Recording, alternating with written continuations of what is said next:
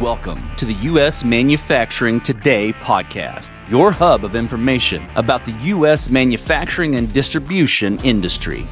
Brought to you by Variable, the on-demand labor solution revitalizing and optimizing your operation, enabling just-in-time response to demand, more efficient production, and lower cost per unit. And now your host and head of Reindustrialization at Variable, Matt Ryan. Welcome to U.S. Manufacturing Today, the podcast powered by Variable, where we talk with the leaders, innovators, and change makers shaping the future of American industry, along with providing regular updates on the state of manufacturing, the changing policy landscape, and more. Today, we're talking about a problem that doesn't show up on any report, but it's draining margin from American manufacturers and distributors right now. We spend a lot of time on this show talking about the physical side of reindustrialization, the plants, the equipment, the workforce, the data infrastructure. Today, we're talking about the commercial side, how your customers actually buy from you and where revenue is quietly leaking out of the process. Our guest today has spent nearly 2 decades helping mid-market manufacturers and distributors fix exactly that. Ethan Giffen is the founder and CEO of the B2B e-commerce agency and the author of Closing the Digital Revenue Gap, 10 Revenue Blind Spots That Are Costing You More Than You Think. Since 2007, he's worked with executive teams at companies doing 100 to 300 million in revenue, helping them find the structural leaks in their revenue, modernize how their customers buy, and build digital systems that actually get used.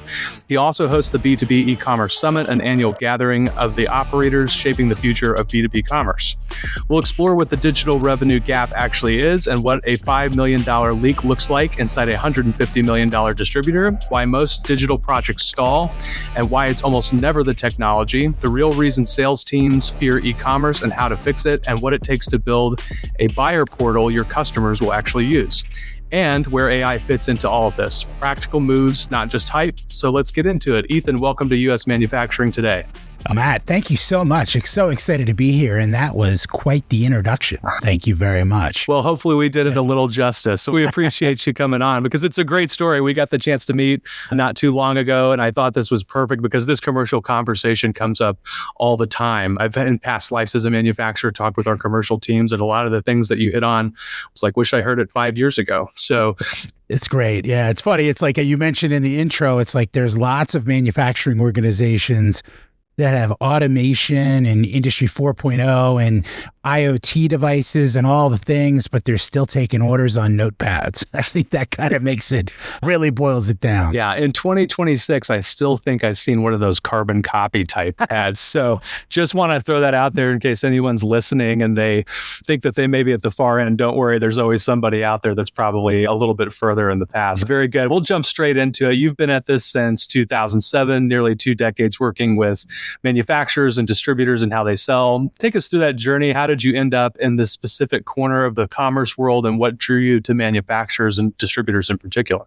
Yeah, so I was an early digital marketer. I really fell in love with the aspect of creating conversions on a website, and you could track that all the way through. E-commerce was like the perfect formula for that. Typically, especially on the direct-to-consumer side, you could buy a Google ad, you could buy a Yahoo ad at the time, and drive traffic into a website, get somebody to add something to their cart and check out. And I just love the transactional nature of that. I also was really always very much into customer databases and CRM. And so I got my start on the direct-to-consumer e-commerce side of things. But then as our brand and manufacturing clients that we were helping out with some direct-to-consumer type experiments asked us to say, hey, can you take a look at this system that we've home built? And is there a path for us to bring in some of the features and functionality that we're using on the D2C side? And so by accident, I got involved, but I really fell in love with it because it actually affects all the parts of my brain, and CRM, catalog, ERP, sales, and then the whole kind of digital component of it. Yeah, that's definitely, it's touching all sides there, especially on the CRM side and seeing that process all the way through. Something that stood out when we first met, we talked a little bit about the middle market, and it's kind of its own animal, right? It's big enough that the problems are expensive, small enough that there's not really an army of consultants on retainer or people to help you with some kind of implementation. What do you see in the $100 to $300 million range that the giants and the small shops typically don't deal with? Yeah, it's interesting because everybody that we talk to comes to us generally with one of two problems. Either they don't have anything and they don't know where to start and need someone to help them on that journey, or they've built something already and it just hasn't lived up to what they were expecting. We was on the phone with somebody that had spent basically 7 figures building a private buyer portal for a $400 million organization, and they had done 150 grand worth of orders through it in the first 9 months, right? And it's either they're not sure where to start or they did something and it didn't really work out the way they expected it to. And I hear those same 2 stories over and over again. And it's very surprising. The organizations, they all feel like that they're like alone in this, but quite honestly, that's not the case. There are many organizations that need that help and assistance. And we're really seeing, if you think about it, the average 23-year-old college graduate that's entering the workforce was 5 years old when the iPhone came out, right? So it's fascinating to think about that they have lived their entire life with a smartphone. And so your customers are expecting to buy from you the same ways that they're buying in their personal lives, right? So there's definitely this gap that's starting to close very rapidly in all of that. Yeah, no, we talked about that, I think, previously, and that was something that you kind of have to take a step back and think about, right? I kind of think of my life in terms of the digital side before the iPhone and after the iPhone, and we were getting to the phase where the workforce is now, they were all smartphone. We've all gotten used to it in our own life, but a world without them is something not known to many people coming into the space. Let's jump to the digital revenue gap and talk through that, because this is pretty fascinating and something that catches folks. So we talk a lot about margin compression and other things on the show. Let's define the core idea. Your book is called Closing the Digital Revenue Gap, 10 Revenue Blind Spots That Are Costing Companies More Than They Think. What is that gap, and why can't most executive teams see it on any report they're looking at today? The gap is what they're losing either in leakage, revenue leakage, or costs by not having some type of B2B e-commerce system, some type of buyer portal for their customers to purchase from them. And when you're looking at it, and much bigger organizations like McKinsey and Gartner have gone out and done numerous studies, $1 million studies on this, and they're throwing numbers around like 67% of B2B buyers would prefer a self-service type experience over having to call their sales rep for everything. They still want to talk to their sales rep, right? But they don't want to have to do it for every single order. And McKinsey, did a great study on that. Gartner did a study that said that 80% of B2B buyers actually expect a B2C-like experience in that process. And so you don't have to be Amazon, and quite frankly, you can't be Amazon as a mid-market manufacturer, right? They do more innovation in an hour than you might do in 10 years or even ever. But we need to start thinking like them a little bit more and start understanding that the digital revenue is a true channel within the organization, not just a website, not just a hobby, like that you should be striving to have at least 10 or 15% of your revenue flowing through a digital system, if not more. Yeah, 10 to 15% mark sounds really great for people who are responsible for that type of commercial activity. We'll get into that a little bit on the sales team side, but just walking through it a little bit, you talk about what a $5 million revenue leak looks like inside a maybe $150 million distributor. Let's walk through that a little bit. Where's that money actually going? Where's the miss? Because I've been at one of those types of distributors before, and you have this sinking feeling like something's not hitting right, and certainly not looking for free advice here, but the expertise on it could help somebody impact their operations today who's listening. If you really break it down, and every organization is different, but if you have to pick up the phone and call to place an order, right, or have manual methods for entering that order and have multiple people touch that along the way, that might cost you $50, $60, $70 an order to process through, right? And there's going to be mistakes and errors and problems that happen with that. On the e-commerce side, say you have an established customer, right? They've got credit already. They've negotiated a catalog, right? Like they've negotiated catalog specific pricing to them. Maybe even like they could only buy a subset of products from you. They're only allowed to buy a subset under the contract. Imagine having a system where they could log in, have a shopping list, and be able to add all those items to their cart, like in one click, check out and be done. Right. And have that be perfect. There's no potential for error, no fat fingering, no mishearing, right? All of that. And so that's really the heart of it. And there's a lot of ways to slice and dice this. And some of it is through cost savings, right? Can we save money by having these orders pass through digitally, both in having less like human intervention, but also having less errors and issues with that? Or are we losing customers because they've found that friction somewhere, like it's created too much friction and they'd rather just buy somewhere that's easier, right? So that's how we think about it in terms of laying it out for someone. Or one of the other factors that happens is we're working with a large distributor now, a $100 million distributor, that one of their key clients said, if you don't implement punch outs so that our procurement systems can engage with yours, we're going to stop buying from you. Right. Wow. And then it's just, are you willing to walk away from the business just because you want to write it down or get a fax? Right. And so what we're seeing is, especially with multi-generational manufacturing organizations, we're seeing those that are often in their 30s, 40s, 50s, kind of taking the lead in those organizations. And again, I'm going to be 52. Right. And I got an iPhone on the day it came out. Right. It's literally time. If you wait another 5 years, the people that are 23 entering the workforce will have had a smartphone from the day they were born. And I'm always mindful of talking about emergencies or the world shutting down, especially living through Y2K and all these things. But it's going to be a problem. It's going to be a real problem for organizations that are like I can go buy, and I've changed vendors because other places made it easier for me. No, that vendor change conversation can come up very quickly. It's silent, right? Sometimes as a distributor, you're not even expecting the conversation. They sit on those frustrations quietly until somebody comes along and shows them something better, or that they could make the change.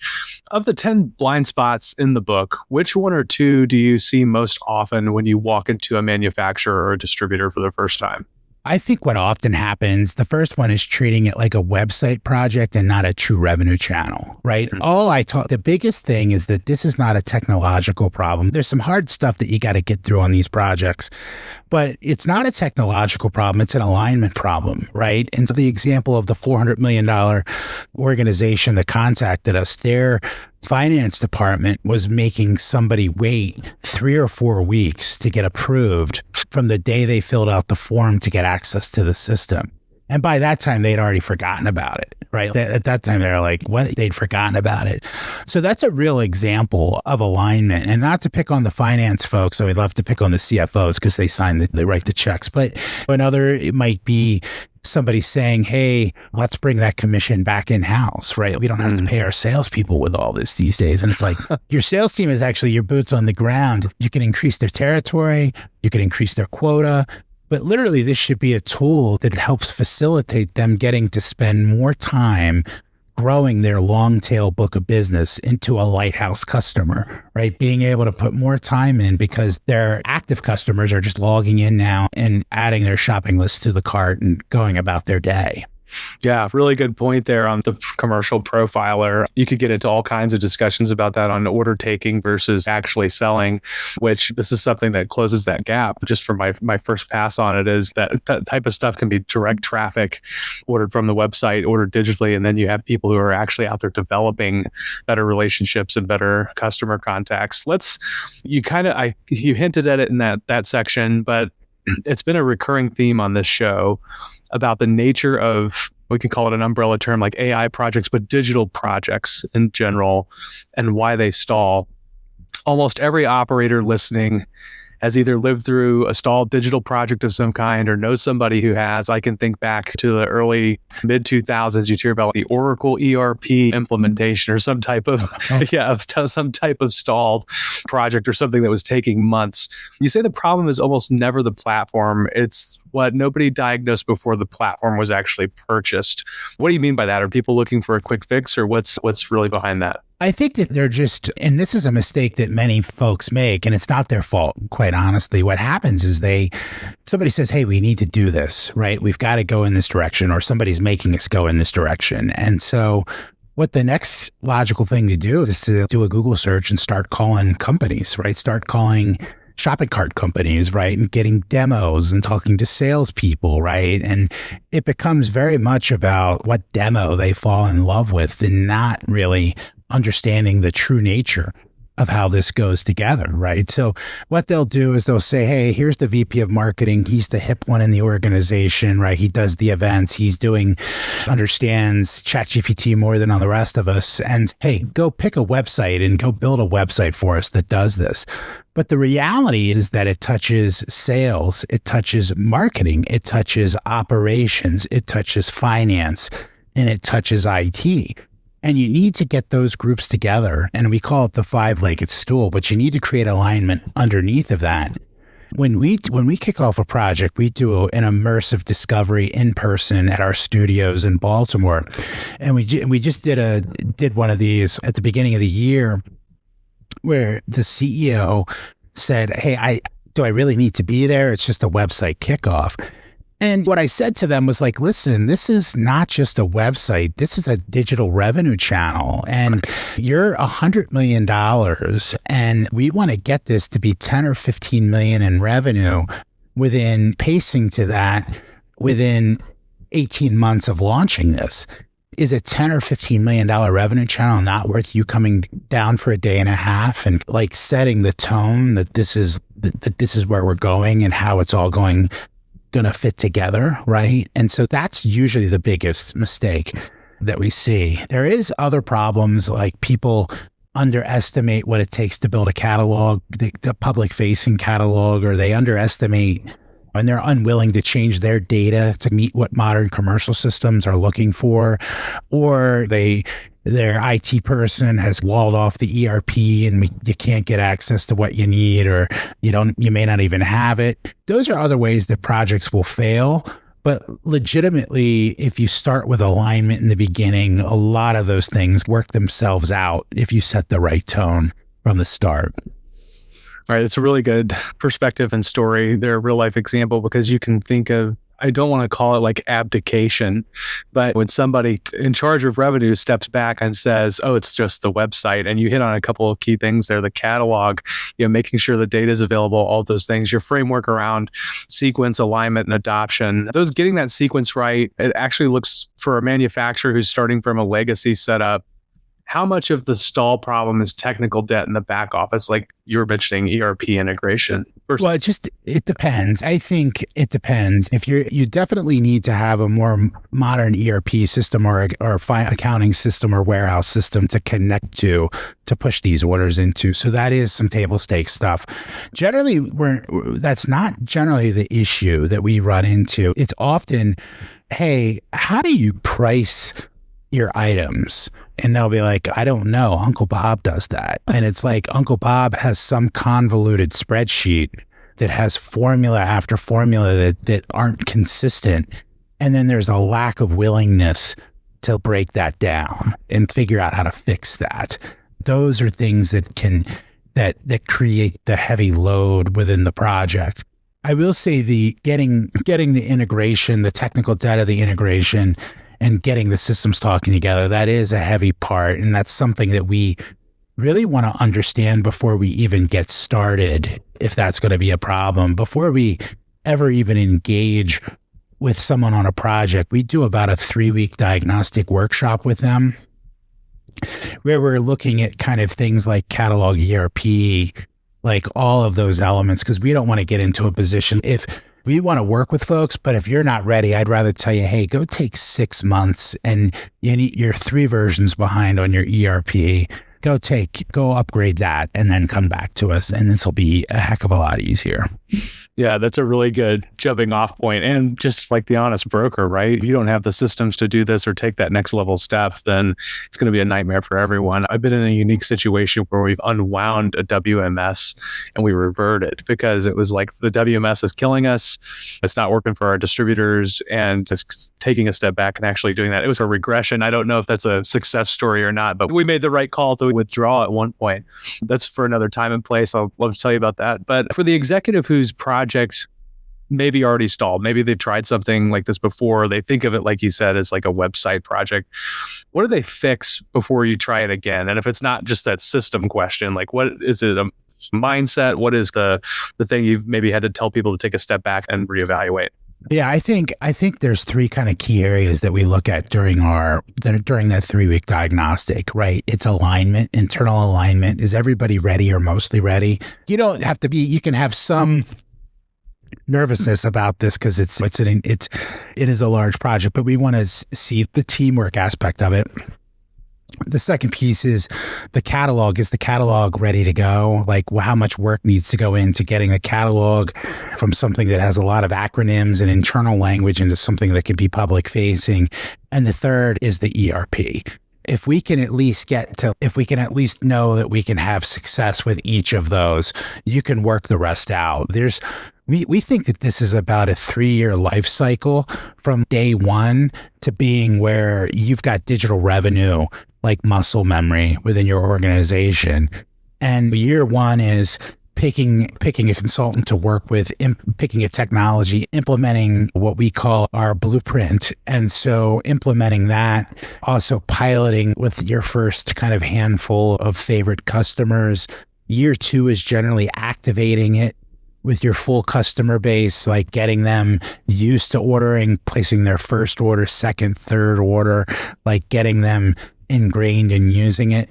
And then year three is really optimization. And are there opportunities for growth? Are there new channels, new ways to sell our products that could generate revenue with that? Along the way, you're keeping a scorecard, you're having quarterly steering meetings, and you're building this internal muscle memory that this should be a real revenue channel for the organization.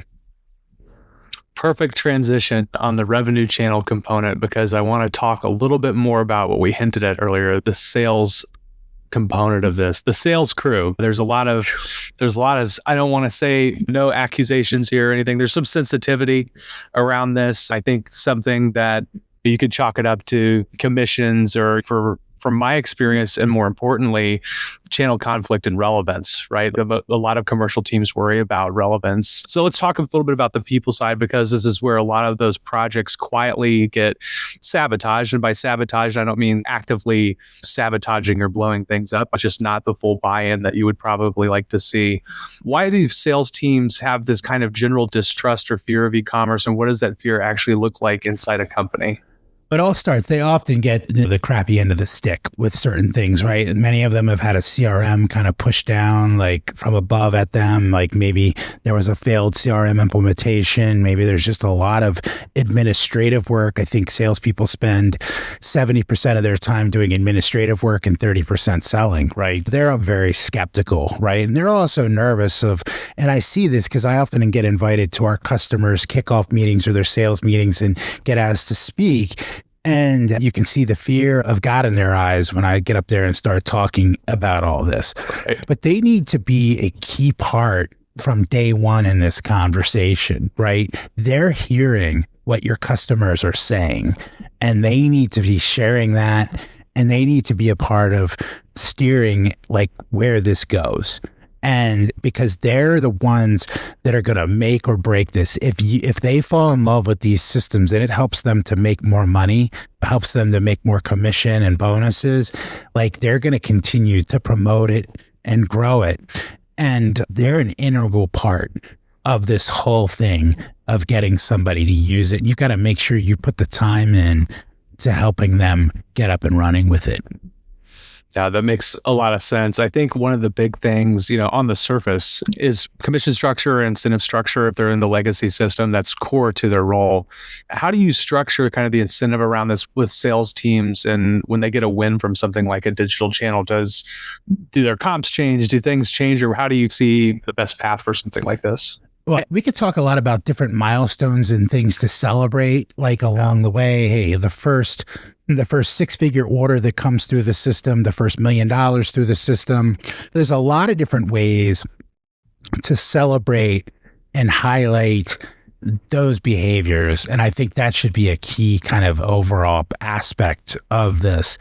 But I think it's really promoting to them that this is a good thing for their book of business, that it's gonna help their customers create less friction. A lot of organizations are actually hard to buy from, and they've got some unique product that they manufacture that somebody needs, and they're the only game in the country that does it sometimes. But those types of organizations often get set in their ways. Think about kind of the soup Nazi or some place that you go into that has signs all over the place of what you shouldn't do when you're trying to buy from somebody, right? It's, why are you doing this to me? And getting the sales team on board and helping to white glove their customers in goes a long way. Just making sure their voice is heard goes a long way. Now often because they have more time, giving them a larger territory or giving them a higher quota, but maintaining that the money that they can make and helping them, like allowing salespeople to continue to make money and earn while they're selling products. So it should not be penalized for their customer to use the online system.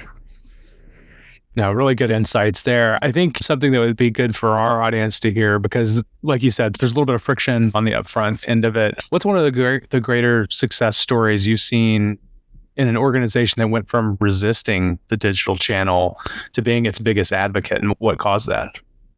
I think they had a very rudimentary system that was public facing. It was more direct to consumer than the company was 90% B2B, and they had a kind of a very basic e-commerce site that had been set up, but it was very rudimentary. Customers were entering notes into the order notes field, and there was all these types of by hand things that just needed to be done, human intervention on every single order that was going through it, and only a small percentage of people were even using it. And opening them up with a new system really helped to speed order flow.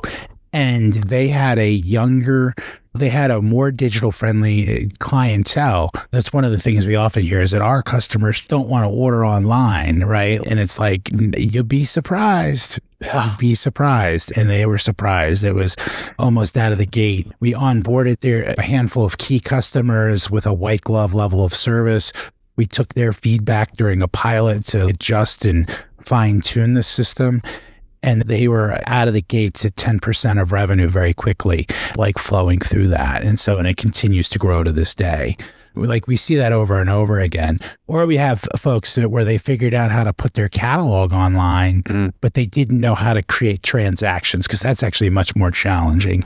And it was like, once we opened it up, people just took to it. And these are definitely wins. There's definitely wins for folks, some very quickly. Yeah, really good insights there, because I think a lot of folks are resistant to it in the perspective of, we touched a little bit on the relevance on the sales side and maybe not knowing their buyer, the nature of their buyer, which is a really nice transition here to talk about a buyer portal that customers actually use. And I've been at the head of a buyer portal that didn't necessarily work out to the best interest of our distributors and customers. From a practical perspective, what does separate a buyer portal that customers actually use from the ones that sit there as more of an expensive brochure or product catalog? I like to say in the book, build it and they won't come. That's the opposite of Field of Dreams, right? Field of Horrors. Inverse Field of Dreams. And so what happens is that people treat this as a singular project with a beginning and end, and not a true revenue channel within the organization. So this project is not done on the day it launches. You can't just put this up, give a training session or two, like to your sales team or to your organization, and expect to just be done with it. The manufacturer and distributor that I had talked about previously, they did both with the $400 million revenue.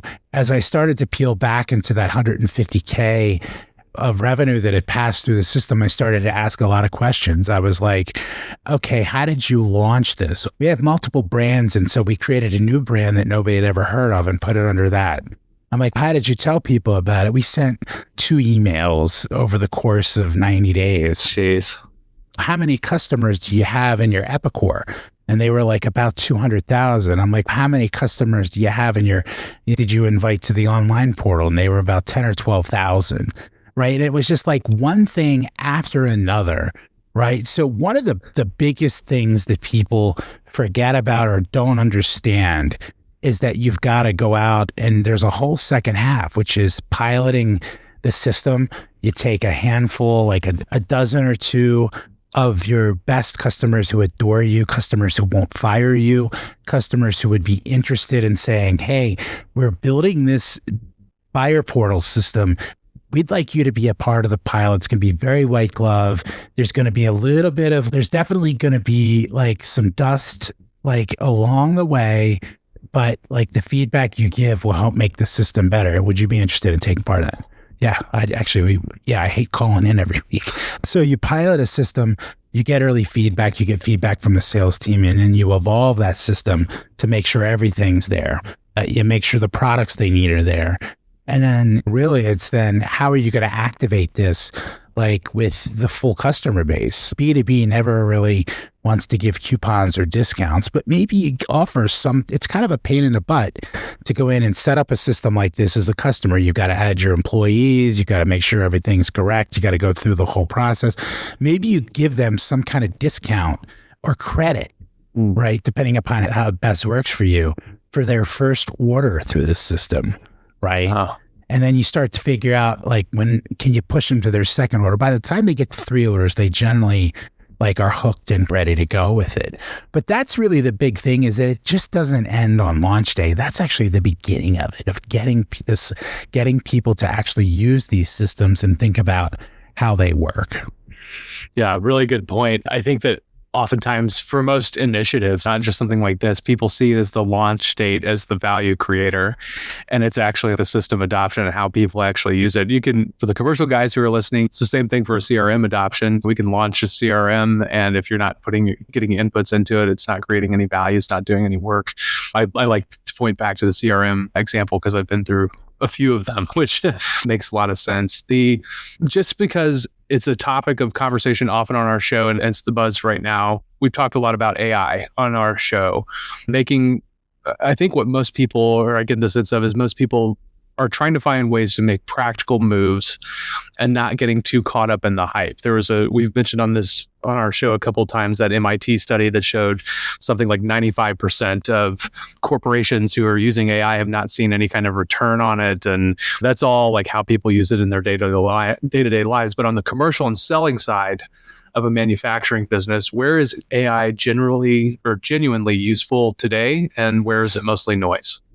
Yeah, it's a big part of the conversation. And anytime you start talking about AI, people's ears perk up. They want to talk about it. Yeah. At the same time, like an example there is like we saw Facebook have a reduction in force, and they actually spent more on AI credits than the employees cost them doing the work, right, with not much different result. How I think about this is that AI is coming. If you don't have a catalog, one of the best ways to work to build a catalog is to leverage AI to help do that. Maybe AI can read sell sheets, AI can read CAD files, AI can do all these different things that we can leverage to help build your catalog from. And that didn't exist 5 or 10 years ago, right? That was a real death march to kind of get those things going. So it's fantastic for that. We have a lot of conversation out there about agentic AI, agentic B2B e-commerce, and all these. That's the next wave. And I would say that almost all of the companies, the manufacturers and distributors that we talk to, are what we would consider a stage 1 or 2 of digital maturity. It means they have a catalog website that shows the products that they build or that they manufacture and sell, Or they might have a very basic or rudimentary e-commerce system that doesn't really take in what commercial buyers are looking for, right? It's more of a, like they set up a quick Shopify site or a quick WooCommerce site and try to just have at it. And so the folks we're talking to are this stage 1 or 2, whereas the agentic AI is like a stage 5. In this, right? And so you've got to figure out how you crawl, walk, run. And the system is only going to operate at the speed of that the entire market can go at. And think maybe like for organizations that think, oh, I've got to get there, and like, you've got to get to a baseline commercial system where they can come in and buy and do that with their terms, their pricing, their information, their approvals, and all of that, right? You've got to crawl before you run. And quite frankly, that's like agentic e-commerce, I feel like, is somebody that's going to do an Ironman. That's not like a turkey trot. That's an Ironman kind of thing. Yeah. There's a pretty big gap between that turkey trot to Ironman. Really good visual there.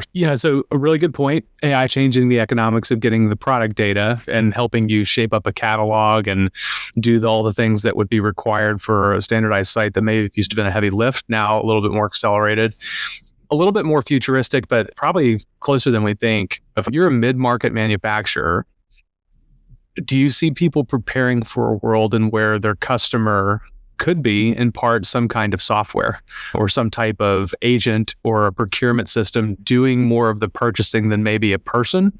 Or is this something that you still see very human-centric controlled and maybe some AI tools building into that funnel?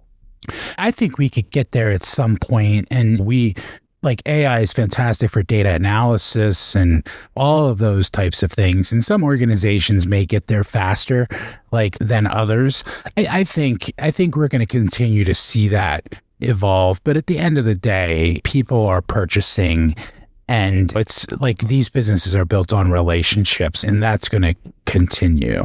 Right. Even the organizations that are pushing for punch outs and other type of like EDI and direct integration, there's still a relationship there that's happening with that. I think it's something that, like, as you're evolving, that you should be thinking about.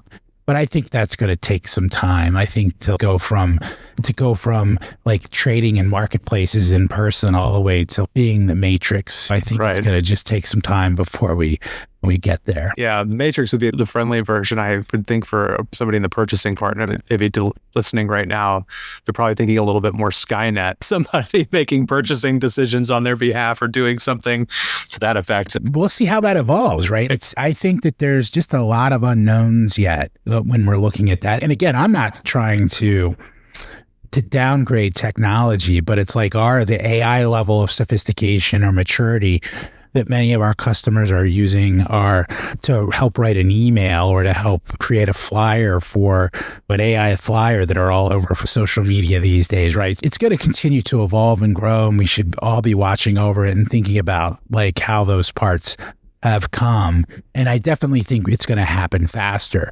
But things like punch outs and EDI have been around for 20 years, and we still haven't seen like a full adoption of those yet. Yeah, really good point. What's the test you'd give any AI initiative before $1 gets spent by an organization? Like, what's going to be the return on investment, and like, what is it going to save? Right. Like, what's going to be the cost savings or the revenue generated from that? Yeah, holding people to that, quantifying it tends to sift out a lot of the hype around it. So AI is threaded through everything that we do.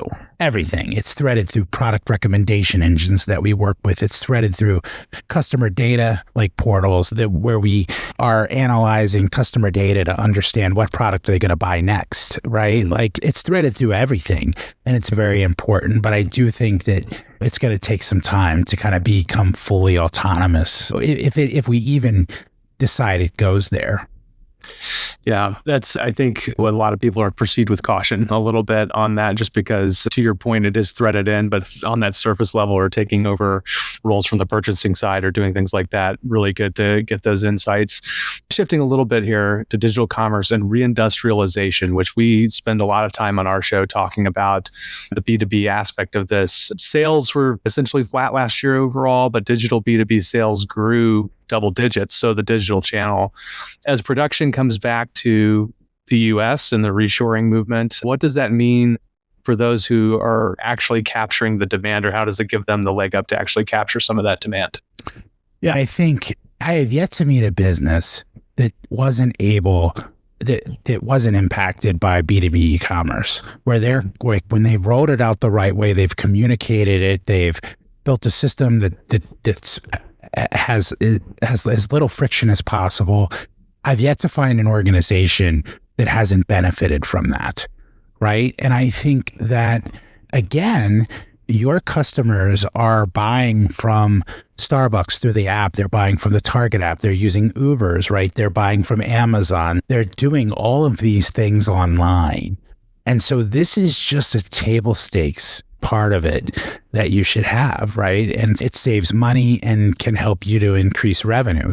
I think as organizations are evolving, are growing, they should be looking to implement a system like this, right? That's really good insights. And just to give you a little background on it and a recap from some other shows that we've had, I've had owner operators on the show who were answering the phone during a recording session. They said, I'm the guy picking up the phone a lot of the time. And a lot of the complaints that we've heard about buying from, reshored or American-based suppliers is that they can't get a hold of anybody on the manufacturing floor, which this channel obviously opens that up. Do you think there's a pretty strong competitiveness argument here wrapped in that reindustrialization push that says, like, the availability of your products and the availability to kind of self-service and do things yourself? Do you think that gives that competitive edge in light of that broader kind of macro trend that we're seeing?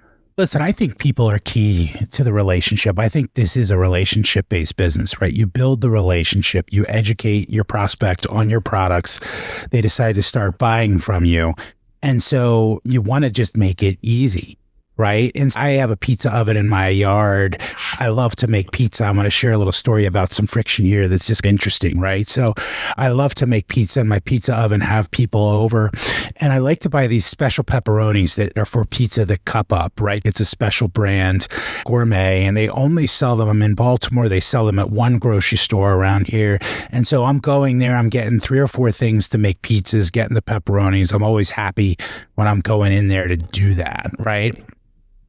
But Baltimore recently enacted a 5-cent per bag surcharge that every retail store has to charge now. Most grocery stores for their self-checkouts have added a button. How many bags did you use today? 0 through 5. And it just adds 5 cents times 5 bags, 25 cents to the thing.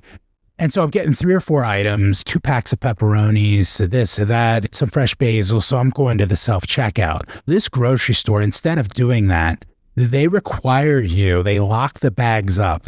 They're locked under lock and key. You have to scan all your items, raise your hand, get the self-checkout person to come help you. They've got to swipe their key card, put a bunch of codes in the system, go over, get you your number of bags, and then you leave. And so what used to be an enjoyable, exciting thing for me to be making pizza turned into this pain in the ass that I don't even want to go back there, right? Yeah. I hate going there now because what used to be easy now has a significant amount of friction. Now think about that within your own sales process. How much friction is there when somebody actually wants to buy from you, right? And so you want to reduce that friction. People still get dopamine even when buying B2B. They're still trying to get tasks done. They're trying to get through the day, right? Make it as easy as possible for them. And so what this does, these systems do, is you've built the relationship, right? But I'm going to buy the same box of fasteners or the same pallet of like doohickeys like every month from you, right? Why do I need to call that in, right? When I've already got a shopping list that has that on that and I can hit and pay or use credit, terms, whatever, and be about my day. And I could do that at 10 o'clock at night. I could do it on a Sunday morning. I could do it whenever I care to do it and be able to do business with you. Why is that not a bonus? Why is that not a good thing? So how do we put like all of this Industry 4.0, all of this incredible innovation that's happening on the factory floor? And then I think sales is the tip of the spear for every organization. right? And it's like you've got all this. The factory is like high tech, like the salespeople are still using carbon paper. So let's give people every tool that they could have to purchase from you that they can. Man, that's a really great real life example, because the friction I just see with self-checkout in general half the time. You're weighing the items. You maybe bought just a little more than the 10 items or less, and you're trying to configure it there on the scale so that you can get it bagged. But adding the bag pay, unfortunately, we haven't experienced that here yet. I hope it never really changes. But businesses make it hard to often do business with them, and they don't realize it, right? Quite honestly. Yeah, it's incredible. And that's the point to the baseline consumer, right? Going to the grocery store, and you think about it and extrapolate it onto an industrial scale, man, it's difficult when that replenishment order could just be as easy as a couple clicks instead of the 10 phone calls that it takes and inventory shuffle. Turning now to the show that part of the show that we try to integrate as part of our closing, and what I call something like free advice. The question we ask every guest, for the operators who are listening to us right now who want to start closing their own digital revenue gap, what's the one action you'd recommend they take in the next 30 days? If they have a portal, like I would recommend that they really take a look at the metrics and try to look at what percentage of their total revenue is flowing through it. How many customers are reordering is like a small group of customers responsible for a majority of the orders through the system. And they should develop a game plan to figure out how to increase that and get more people going. If you don't have a digital revenue system, if you don't have a B2B buyer portal, again, you should start thinking about how that would impact your overall, both your expenses as well as your revenue. And could this positively help you engage your customers and help them stick around? Because they're going to go other places if it's easier to buy from somebody else. Spot on. I think I've got one more question, but before that, something that I may have missed on the opening of the show as part of a personal kind of touch to the episode. You're a DJ, is what I saw, and which is really great work. I think you do some work for nonprofits there in Baltimore. Yeah. What does that role teach you about reading an executive room who's looking to make some type of digital change? It teaches you to read the room and really start to understand audiences and crowds and to try to get people moving in a common direction. But I've been a DJ for over 30 years. I worked in large nightclubs in the 90s and all of those things. And so I've always loved music.